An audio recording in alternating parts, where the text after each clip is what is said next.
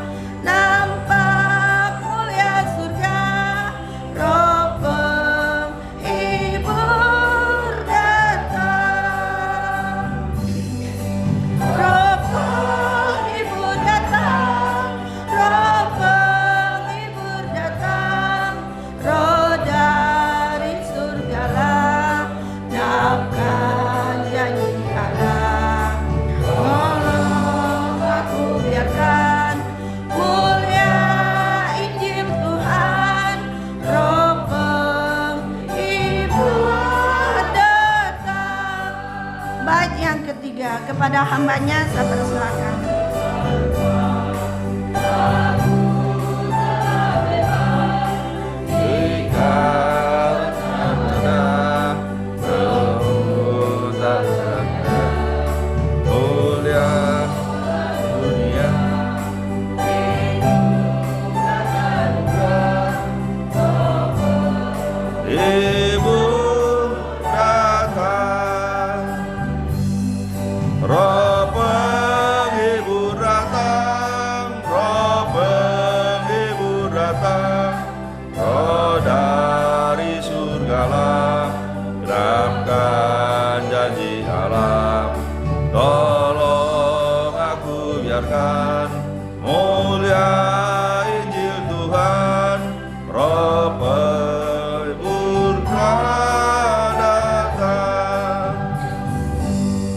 Mari kita berdoa.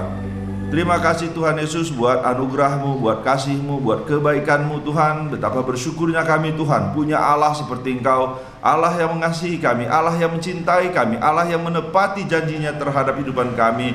Biarlah dalam kehidupan ini Tuhan, kami mempercayakan sepenuhnya, kami mengandalkan sepenuhnya Tuhan di dalam kehidupan kami di dalam dunia ini. Berkati kami Tuhan, sebentar kami akan belajar firman-Mu. Hamba yang tidak ada apa-apa ini Tuhan, bungkus dengan kuasa darah-Mu. Biarlah kami dapat memperoleh berkat daripada firman-Mu. Dalam nama Yesus Kristus kami berdoa dan bersyukur. Amin. Bapak Ibu saudara-saudara sekalian, khotbah pada pagi hari ini adalah percaya Allah akan menepati janjinya. Kita ambil di dalam kitab 2 Raja-Raja 11 ayat 1 sampai yang ke-20. 2 Raja-Raja 11 ayat 1 sampai yang ke-20. Nanti saya akan membaca ayat ganjil, Bapak Ibu Saudara-saudara sekalian membaca ayat yang genap.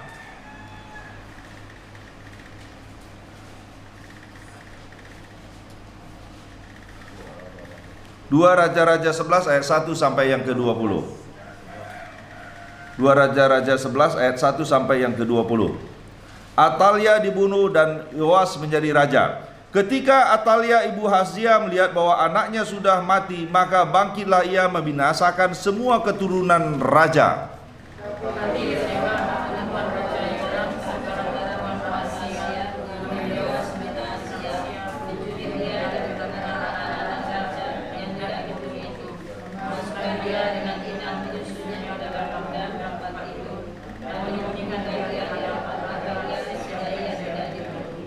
Maka tinggallah ia 6 tahun lamanya bersama-sama perempuan itu dengan bersembunyi di rumah Tuhan, sementara Atalia memerintah negeri.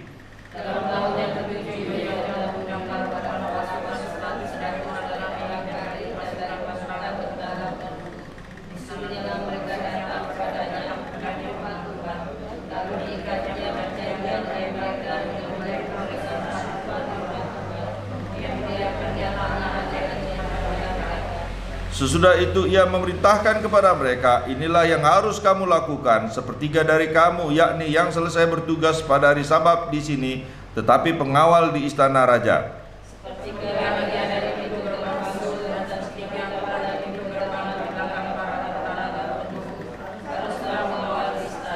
Dan kedua regu daripada kamu, yakni semua orang yang bertugas di sini pada hari Sabat dan mengawal di rumah Tuhan.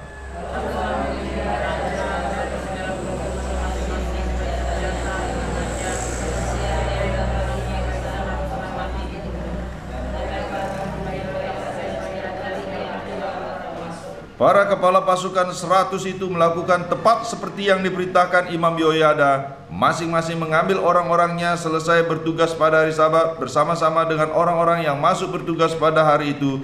Lalu datanglah mereka kepada Imam Yoyada.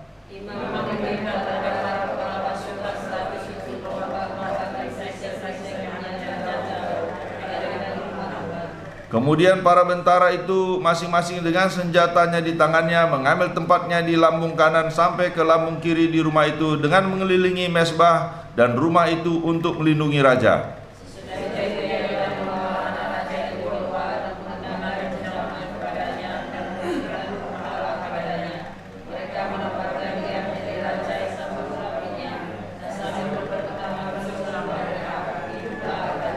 Ketika Atalia mendengar suara bentara-bentara penunggu dan rakyat, pergilah ia mendapatkan rakyat itu ke dalam rumah Tuhan.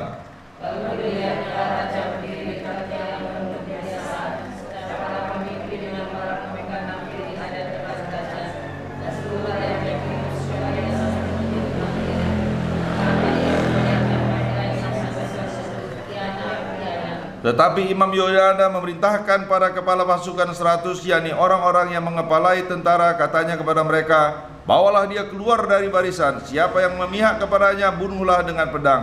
Sebab tadinya imam itu telah berkata, janganlah ia dibunuh di rumah Tuhan.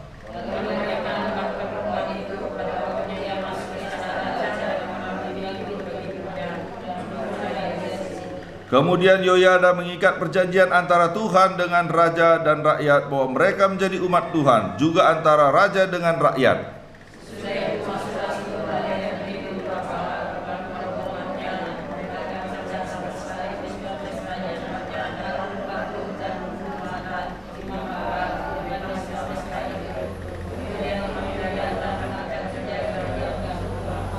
Sesudah itu ia mengajak para kepala pasukan 100 orang-orang kari dan para bentara penunggu dan seluruh rakyat negeri. Lalu mereka membawa raja turun dari rumah Tuhan. Mereka masuk ke istana raja melalui pintu gerbang para bentara. Kemudian duduklah raja di atas tahta kerajaan.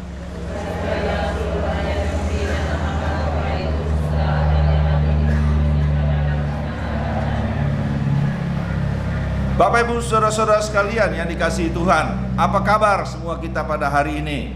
Ya tentu kita berharap ya minggu ini kita menjalani ini semuanya karena hidup kita, karena kemurahan Tuhan.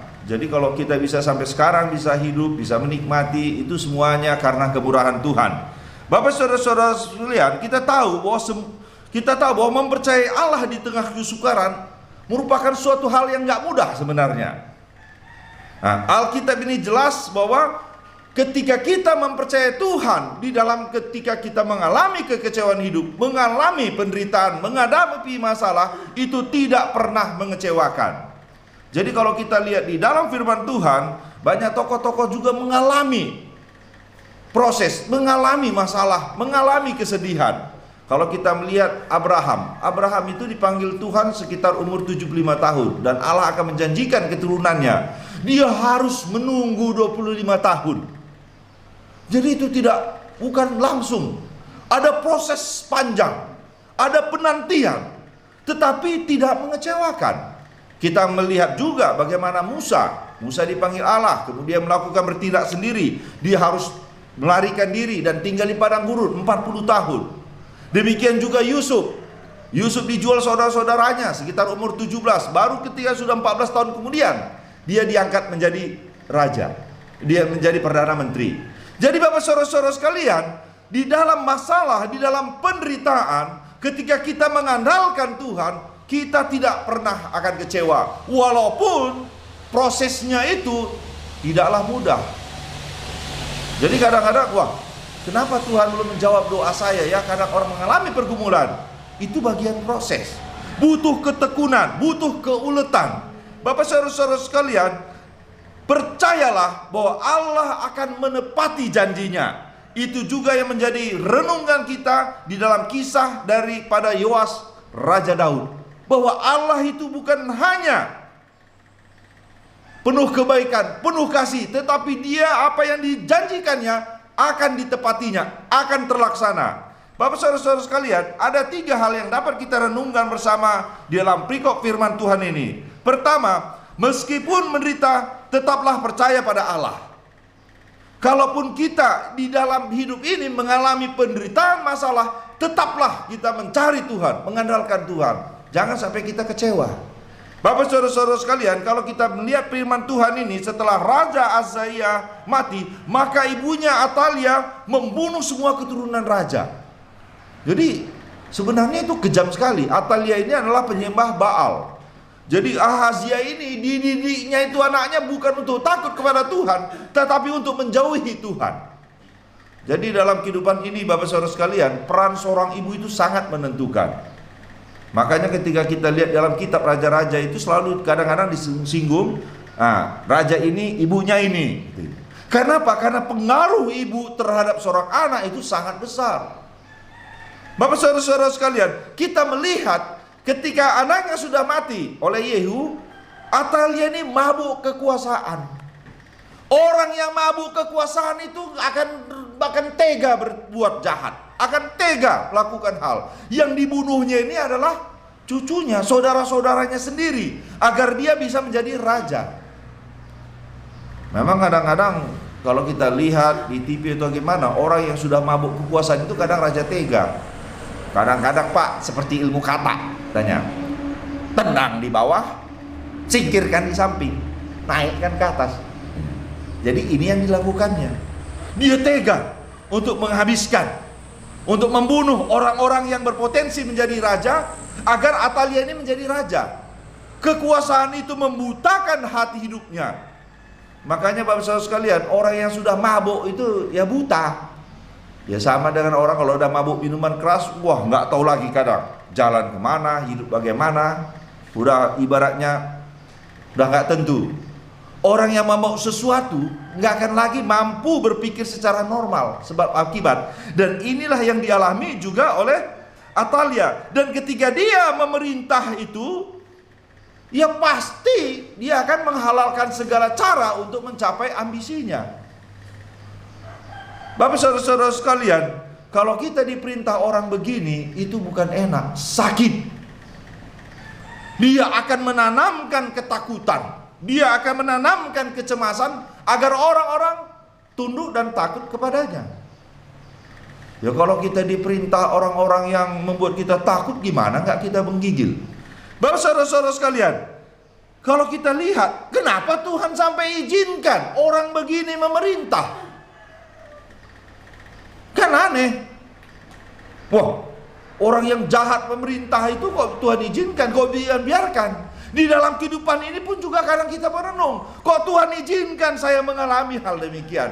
Kok Tuhan izinkan saya mengalami kesusahan? Kok Tuhan izinkan saya mengalami penyakit yang membuat hidup saya menderita? Bapak saudara-saudara sekalian, kalau kita memikirkan, apakah Tuhan peduli? Kok dibiarkannya umat pilihannya mengalami kesusahan, mengalami penderitaan, mengalami dipimpin orang yang jahat, dipimpin orang yang tega membunuh keluarganya sendiri, cucunya sendiri agar dia menjadi raja. Jadi kalau orang begini, kalau dia keluarganya sendiri tega dibunuhnya, apalagi orang lain. Gampang aja.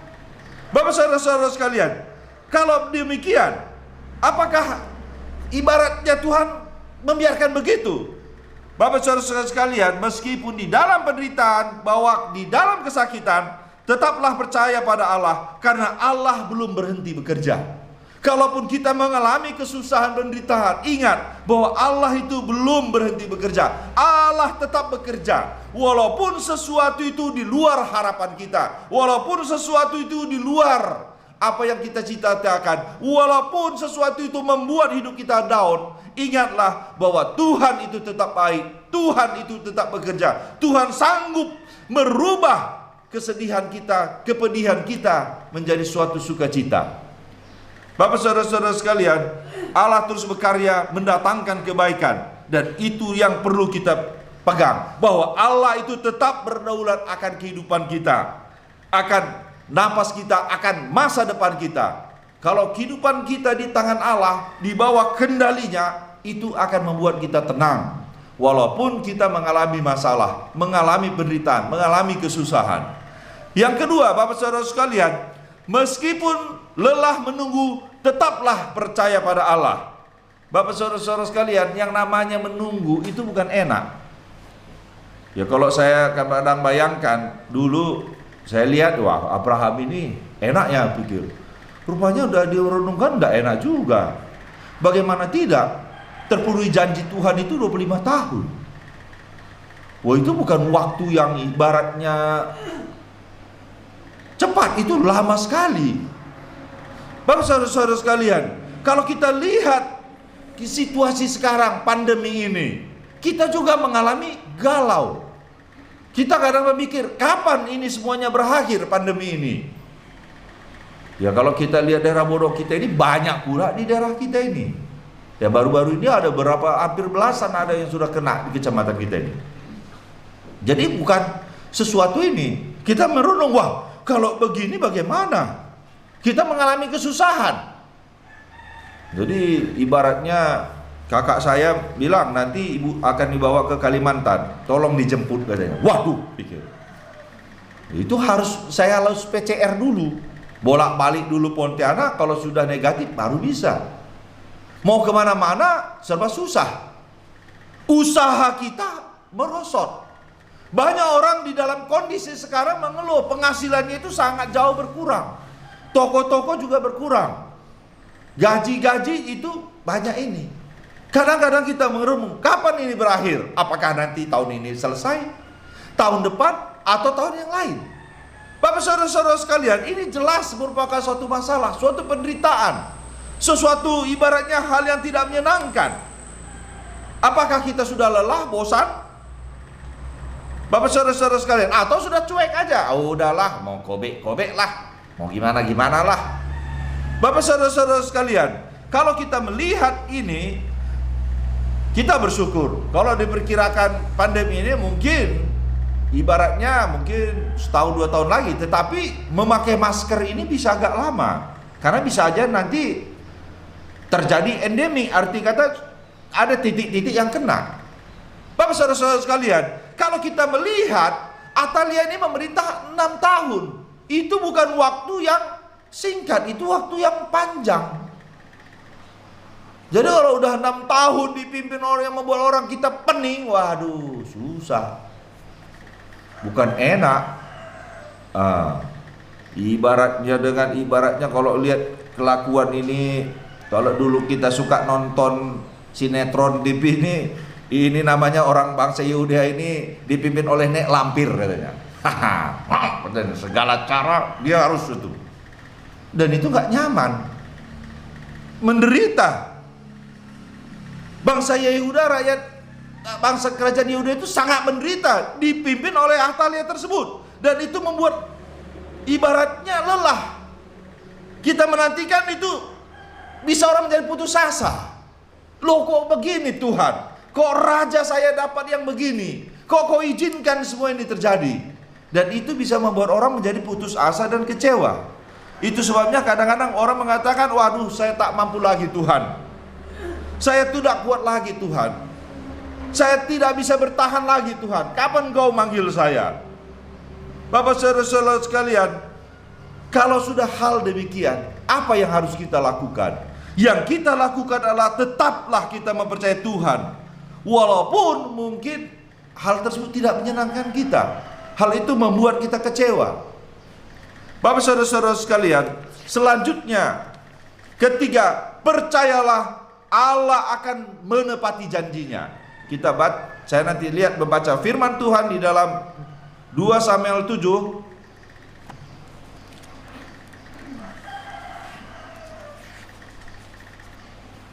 2 Samuel 7 ayat 12 sampai 17 saya baca.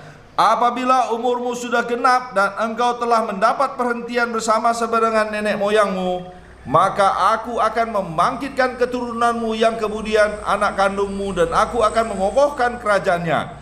Dialah yang mendirikan rumah bagi namaku, dan aku akan mengokohkan tahta kerajaannya untuk selama-lamanya. Aku akan menjadi bapaknya dan ia akan menjadi anakku. Apabila ia melakukan kesalahan, maka aku akan menghukum dia dengan rotan yang dipakai orang dan dengan pukulan yang diberikan anak-anak manusia. Tetapi kasih setiaku tidak akan hilang daripadanya seperti yang kuhilangkan daripada Saul yang telah kujauhkan dari hadapanmu. Keluarga dan kerajaanmu akan kokoh untuk selama-lamanya di hadapanku. Tahtamu akan kokoh untuk selama-lamanya. Tepat seperti perkataan ini dan tepat seperti penglihatan ini, Nathan berbicara kepada Daud bahwa Allah berjanji bahwa akan ada terus keturunan Daud memerintah menjadi raja. Itu sebabnya Allah itu memakai Yoyada dan Yosepa yang tidak lain daripada bibi dari Yos ini untuk menyelamatkan nyawanya daripada cengkraman Atalia. Bapak saudara-saudara sekalian, bahwa Allah itu setia. Allah itu memegang janjinya. Allah itu menyelamatkan Yoas oleh karena kesetiaannya, oleh karena kebaikannya. Bapak saudara-saudara sekalian, hidup kita ini semuanya juga oleh karena kebaikan dan kemurahan Tuhan. Kalau tidak kebaikan kemurahan Tuhan, nggak mungkin kita sampai sekarang ada di sini. Yang namanya meninggal nggak nunggu hari tua. Muda-muda pun bisa meninggal.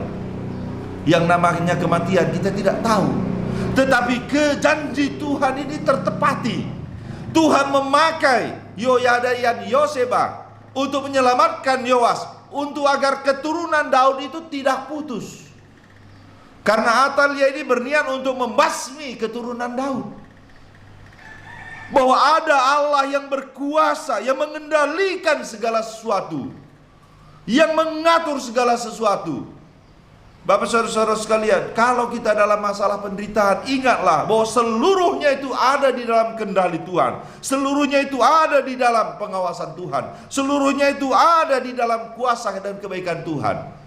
Selanjutnya kita lihat Bapak saudara sekalian, sampai umur 7 tahun, maka Yoyada dan Yoseba lagi-lagi dipakai Tuhan untuk menyiapkan jalan agar Yoas bisa menjadi raja menggantikan Atalia yang jahat tersebut. Tuhan memakainya. Dan Tuhan memakai pasukan-pasukan itu untuk mau taat. Bapak saudara-saudara sekalian, kalau kita berhasil di dalam kehidupan ini, itu karena anugerah dan kemurahan Tuhan. Baru-baru yang lalu ibu saya mengalami sakit. Jadi sebenarnya dia itu sakit kena COVID.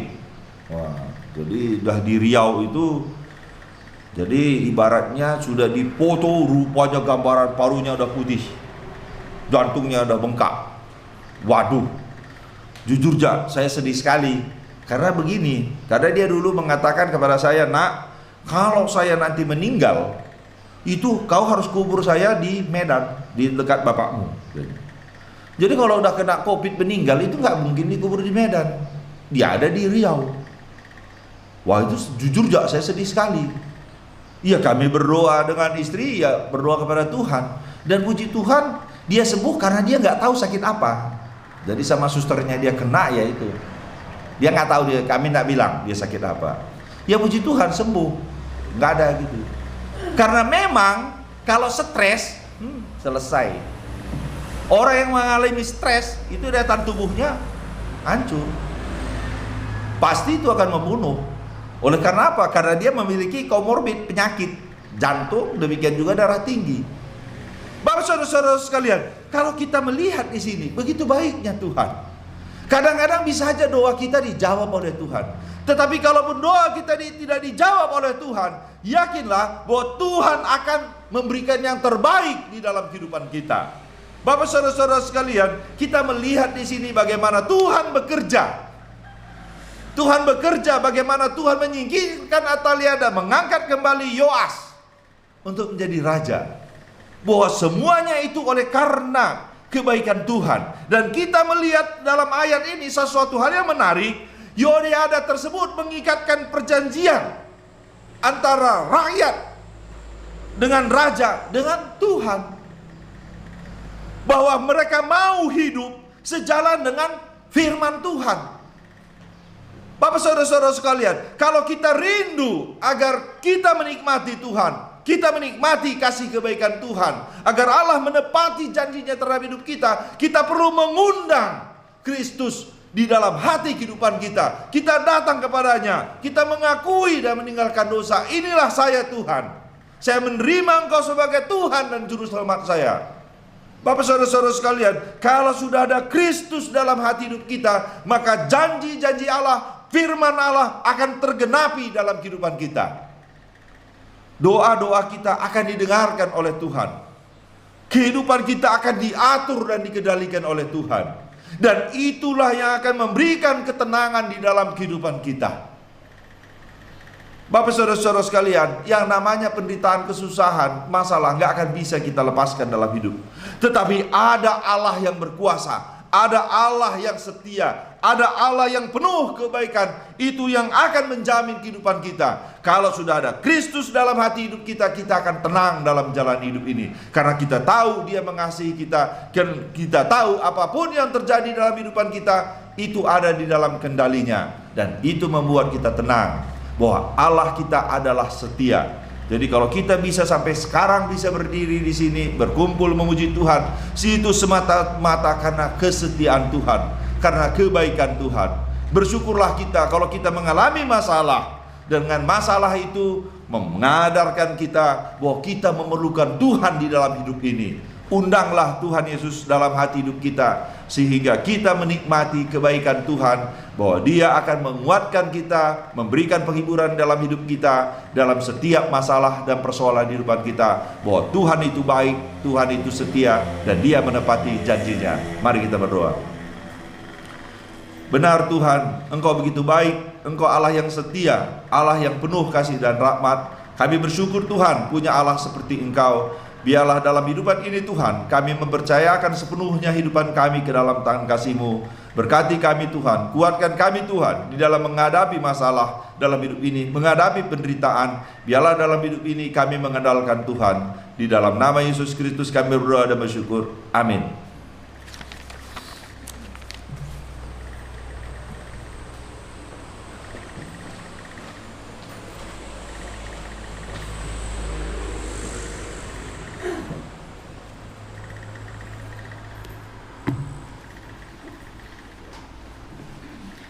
Terima kasih kepada Bapak Dr. Edi Sinuraya yang sudah menyampaikan firman Tuhan buat kita. Biarlah firman Tuhan ini menjadi berkat bagi kita semua. Kita akan memberikan persembahan kita kepada Tuhan. Kita buka buku pujian kita nomor 101 bagian belakang.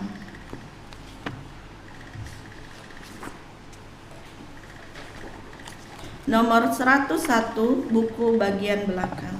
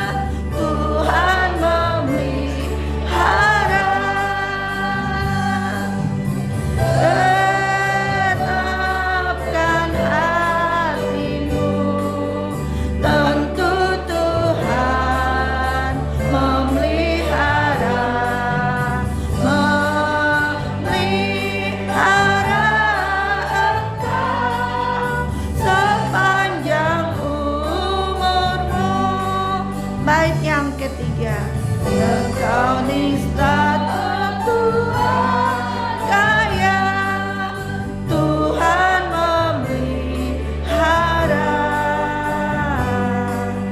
Dalam cobaan iman jaga, Tuhan memelihara. Tetapkan hatimu, tentu Tuhan memelihara.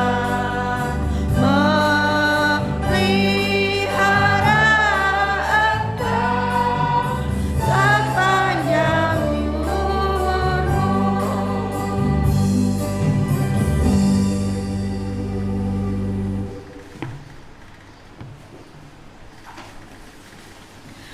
Baiklah, kita akan berdoa untuk persembahan, juga kita akan bersyafaat kepada Tuhan.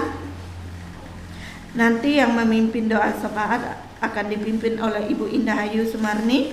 Adapun pokok-pokok doa syafaat kita, yang pertama kita berdoa buat bangsa dan negara Indonesia. Yang kedua kita berdoa buat kekacauan di negara Myanmar. Yang ketiga kita berdoa buat penginjilan di seluruh dunia, khususnya di Indonesia.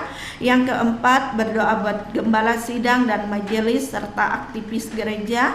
Yang kelima berdoa untuk jemaat baik dari segi kerohanian, kesehatan dan ekonomi. Yang keenam berdoa untuk perkembangan TK Makedonia. Yang ketujuh berdoa buat persembahan kolektif persepuluhan, pembangunan gereja, ucapan syukur dan diakonia. Dan yang kedelapan berdoa untuk rencana pembangunan gereja yang baru. Kepada Ibu Indah saya persilahkan.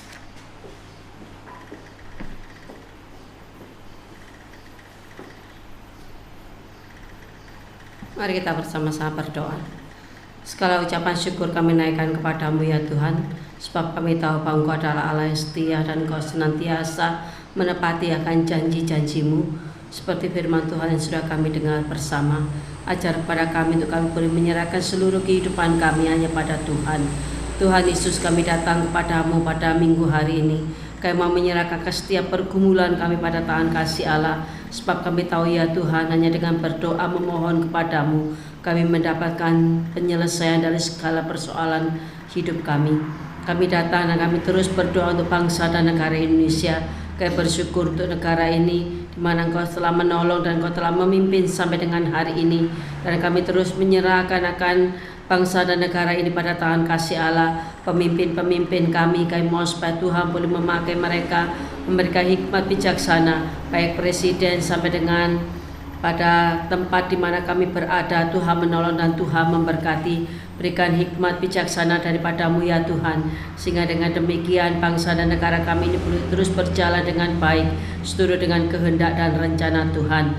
Kami juga datang kepadamu ya Tuhan, menyerahkan ke setiap persoalan yang ada, baik itu penanganan COVID-19, juga hal-hal yang lainnya yang terjadi bagi bangsa ini. Tuhan menolong dan Tuhan ikut turut campur di dalamnya, menyelesaikan segala sesuatu yang ada. Terima kasih ya Tuhan, kami juga datang kepadamu pada hari ini. Kami datang dan kami mau menyerahkan juga untuk penginjilan yang dilaksanakan di Indonesia, juga di tempat-tempat yang lainnya. Tuhan menolong dan Tuhan memberkati. Tuhan juga memberkati akan pelayanan se-Indonesia yang diadakan di Myanmar. Engkau mengetahui ya Tuhan bahwa saat ini Myanmar tengah bertikai, tengah bergolak, tapi kami mohon supaya Allah boleh memberikan perlindungan bagi orang-orang yang percaya kepada Tuhan, dan Tuhan juga menolong biarlah melalui semuanya ini penginjilan di sana dapat berjalan dengan baik, dan biarlah melalui semuanya ini Tuhan ada orang-orang yang dimenangkan untuk kemuliaan bagi Allah Bapa di surga. Terima kasih ya Bapa, kami menyerahkan akan mereka semua, saudara-saudari kami seiman yang ada di Myanmar pada tangan kasih Allah.